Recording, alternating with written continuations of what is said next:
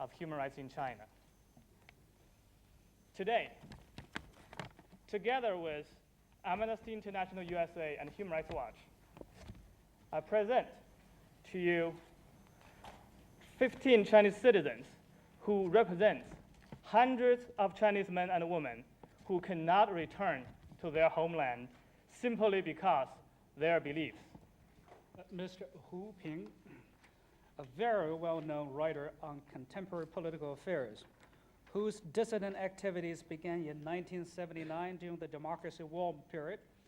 He spent more than 20 years in internal exile doing hard labor in the Chinese countryside, and he was twice expelled from the Chinese Communist Party. She herself served 2.5 years in a re-education through labor camp for her connection with Mr. Wei.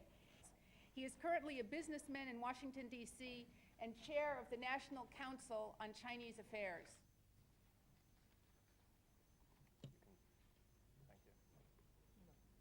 When what it really comes down to is a choice between standing up for universal human rights or bagging them for a buck. If the United States put even one-tenth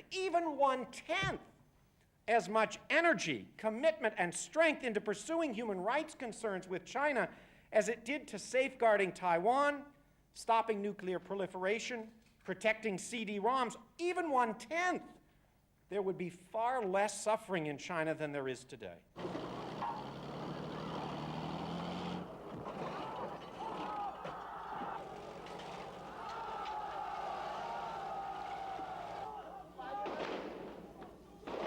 It's quite clear to me that Mr. Wei Jingsheng was not arrested for polluting to overthrow the Chinese government, but for meeting with a U.S. official at the request of the U.S. government.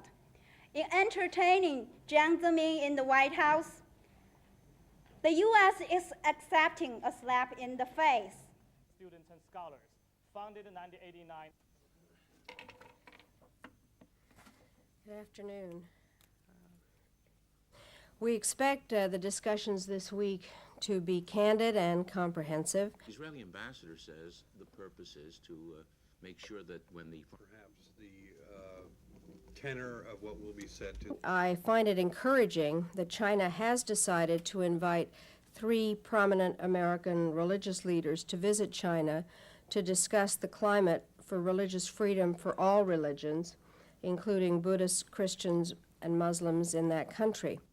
There have been no dissidents, none of the major dissidents, political prisoners,